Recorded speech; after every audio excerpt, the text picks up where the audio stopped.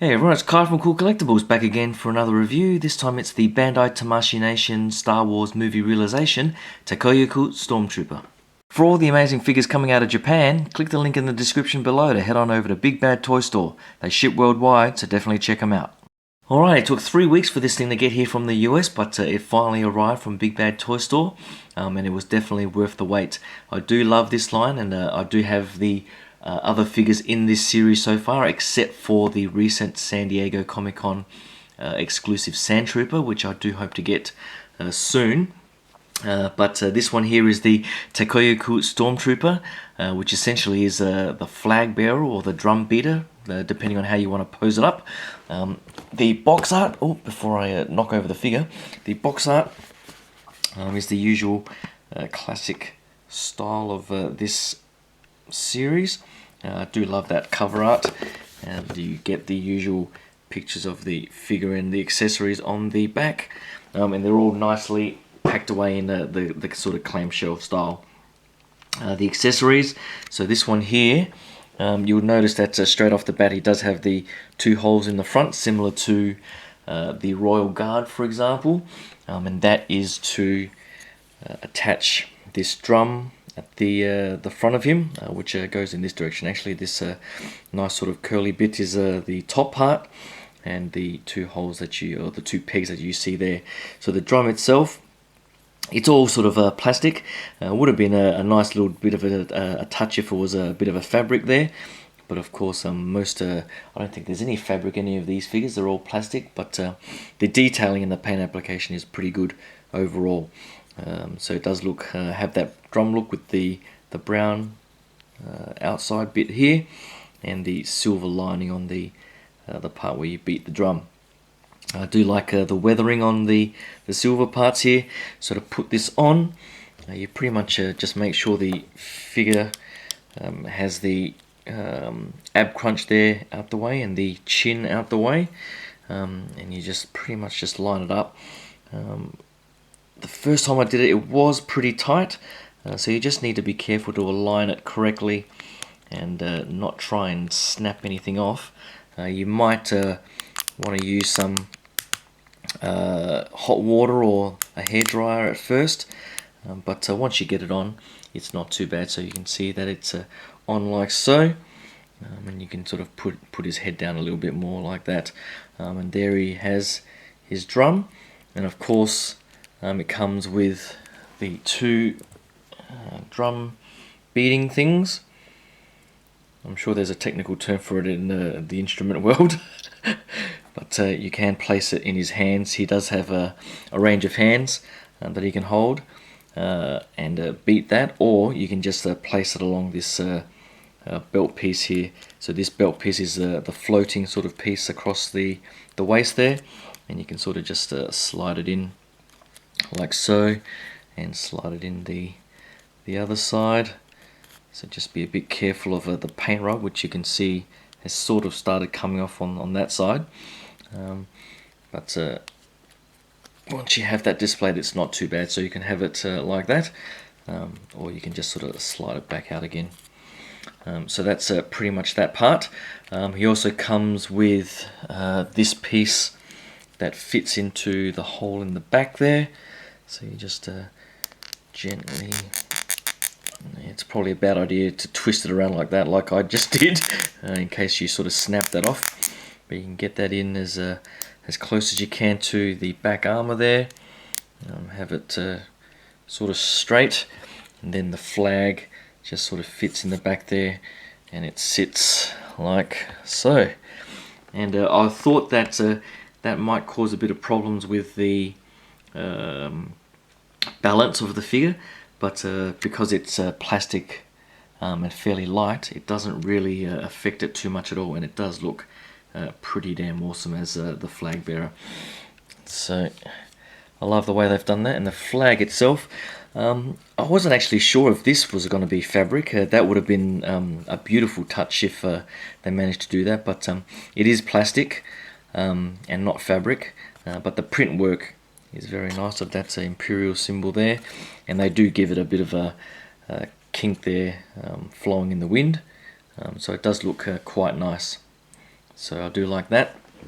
And it does come with the sort of standard set of Stormtrooper hands as well, if I can actually focus. And they're all sort of nicely weathered.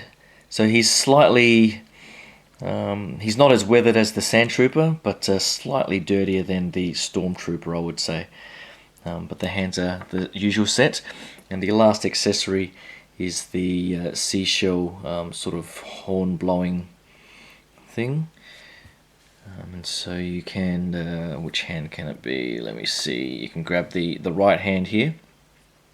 And the way he holds it, you just put the handle in through there like so, which essentially when he's holding it up, his hand would be like that, blowing it like so. So that does look pretty damn good. But you can also put it in the side here on this little strap here, which for the other figures is essentially similar to the katana sheath. So I think, I'm not sure which way it goes, but you can sort of slide that in there like so and have that stored on his waist, which is a nice touch. So overall, I absolutely love the way they've done these figures. Let me just take this off again just to quickly show you the articulation.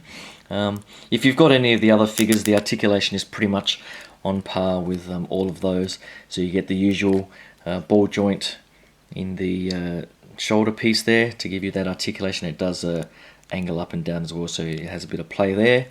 Lots of range in the shoulders, double jointed elbows.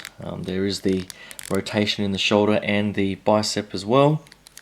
You have the waist rotation and the ab crunch there, so lots of range of motion. The head as well can look down and up, side to side, so lots of range of motion. The legs are a little bit restricted by the skirt here, or the kama, but overall not too bad. And you do have the double jointed knees as well.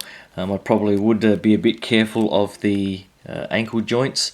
They don't really have a decent rocking action. You do need to sort of pose that tilt action to get them to lie flat if you've got a wider stance. So just be careful you don't snap those ankle joints. But that is pretty much it. The detailing on the sculpt and the paint application is pretty much on par with the previous figures, so you get all the nice molding and the paint application. And I do like that they've started adding the little brown touches to the ropes that hold the armor pieces together. So to finish off, I'll set him all up and pose him up, and then grab the other figures in the line to give you a look at the collection so far. Alright, so here are the figures that I have so far in the collection. I do have 2 Royal Guards. The other one is in the display cabinet with the variant of the front there. And I also do have 2 Stormtroopers. And I also have the Death Star armor Darth Vader as well, but I didn't bother taking him down. But these are the ones that I'll be displaying together, getting ready for battle. And I do have to say that they do absolutely look fantastic. I cannot wait until the, I think it's called the Yumi Ashiguru Stormtrooper comes out, which is the Archer. And that just adds a bit more variety to the whole sort of Stormtrooper line. I do know that some people are buying some of the knockoffs to army build, but I'll stick to getting 1 or 2 of each of these. For the Sandtrooper, I will be trying to get the San Diego exclusive one. Hopefully the pre-order comes out at a cheaper price on the 30th of September. So I'll be on the lookout for that. And I think next year they'll probably start releasing Jango Fett and some of the other ones that they've teased. But overall, with the new Taikoyaku, with the flag bearer there, he looks absolutely awesome. Just offsetting the sort of standard look of the others as well. So I'll probably have him standing in the back, blowing on that horn, calling out, what's the term? Their clarion call to battle from Warcraft. But these guys do look absolutely fantastic. I definitely love the origins of this look, and it's definitely one of the most unique looking Star Wars figures out there at this point in time. So definitely highly recommended for me.